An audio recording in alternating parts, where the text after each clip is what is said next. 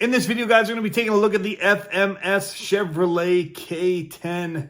This is a 1/18 scale hard-bodied truck, RC car by FMS, and it's a thing of beauty, guys. Wait till you see some of the details on this. I think you're going to like it. Here it is in the box, the Chevrolet K10 1/18 scaler. I mean, look at how good that looks, even in their product photo.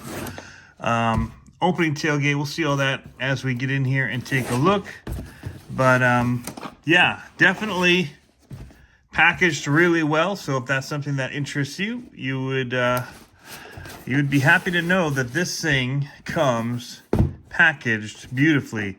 FMS, it says here on the case. You pop this open, the radio's up in the top of the case right here, and the truck is tucked in here nicely. These I would recommend keeping this case for storage and other things. Just keeping it looking nice, taking it with you out to the trail. You get a wrench in here as well as the charge cable, and the instructions are tucked up inside of the box, which you'll want to look at because it does tell you how to program the lights and deal with that. We'll show you here as well. You do need AAA batteries for this controller. It takes 4 of them. We'll go ahead and open this up. I've put them in already. This controller has a lot of details here. I do kind of wish that this lid popped open a little more. It just feels like it's going to close on me all the time when I'm trying to get in here and work on stuff. And you do have to if you want to deal with the lights. But other than that, not a bad radio. Little blinking lights in the front, let you know it's on. So that's that. Here is the truck. We'll go ahead and just turn the lights on because it just looks good that way. Let's give this beautiful truck a once over. I do have the Glacier version of this that is in the blue. It does not have the fit and finish that this has. This is next level, the FMS version of it.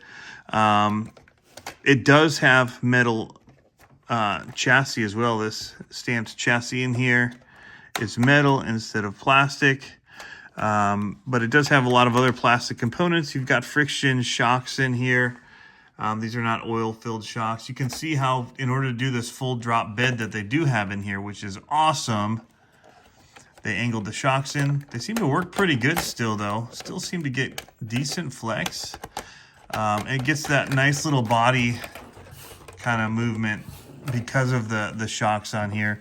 Up front, you can see where the motor is. Just a couple of screws on the side. You could drop this plate out, get to the transmission, change out that motor if that's something that you wanted to do. It is running that 2-plug style. It looks like a JST connector. It plugs into your ESC right here, which while we have this open, take a look at the ESC.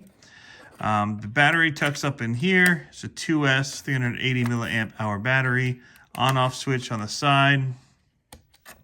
See the lights, and then you've got your servo here. And I'll tell you what, this servo is pretty impressive for one of the mini ready-to-run servos. Usually I would swap out the servos on the minis and the micros right away, but this one seems to have, compared to my Glacier, which did not turn very well, this one has quite a bit of steering. So that's awesome to see. You can see the drive shaft up in here, your diff case, all looks decent. The wheels on here are nice, shiny plastic, like mimicking a chromed out rim. Looks really good. Lots of chrome bling on here. It is fully licensed. It does have the Chevrolet emblem on the front of it. But again, the working lights, the turn indicators, and then you've got the rear brake lights here, which it's set to be on with reverse, which is interesting because when you hit the brake, it doesn't come on until you hit reverse. But still, very cool looking. Plastic, hard windshield and windows. It does have these little molded windshield wipers as well. The mirrors are nice. They are also plastic. They seem a little flexible. There should be a little give there. Door handles, full interior in there for the most part. It looks like can't really get in there easily, though. It'll put a little figure in there, which is a bummer. Wish there was an easy way to just quickly get in there and put a guy in. Maybe in the future that'll be something they can figure out for us. You could do it. It just will take some work taking it apart to do it. So the people that really want those extra scale points will go for it. You can see even where the little keyhole is on here. I mean, you got to really zoom in to see that, but that's pretty wild. As well as where the gas tank is, where you'd put your fuel in. Chevrolet's raised out of the back here. Stickers on a little bit crooked. You can see the hinging on the bottom. And again, this does open. You can put stuff in there, drop bed. You can see where the lights come in for the brake lights. Really, really, really nice truck. The separation from the bed and the front of the cab. Nice molded plastic bumpers. The mirrors look really good on here as well. Everything is just so nicely done. There's an interior. Overall, this truck is one of the nicest looking RCs that I've seen, especially truck style. I really, really like it. It's got decent wheel speed. It is a bit noisy. But again, it does have, I would say the servo's pretty decent for this. Right out of the box.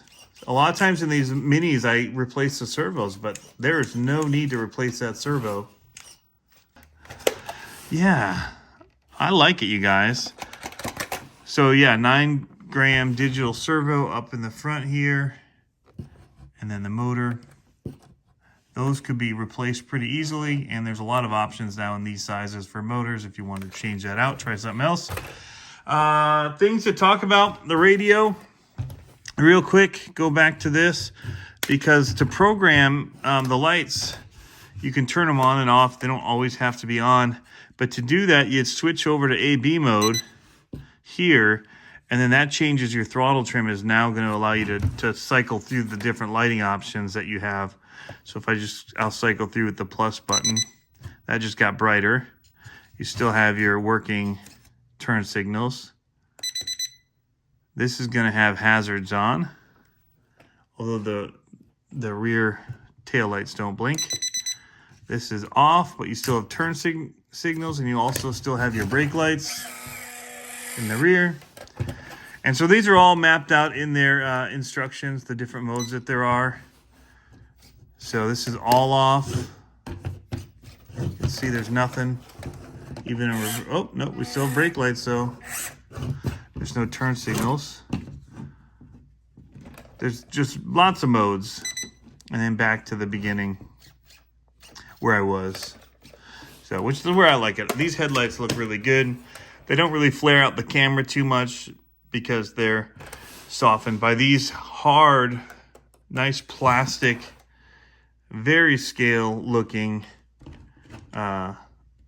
lenses that they have on here. They even got the little grooves in them.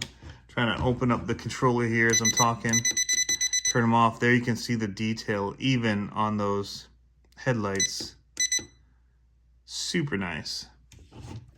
All right, guys, that's pretty much all there is to talk about it. It's a beautiful looking truck, and it's just one that you can make very, very pretty pictures with and videos. And so we're gonna go out there. We got some snow out. Don't really have trails. It's too deep for this, but we can get a little footage of it running and show you guys just how beautiful it is.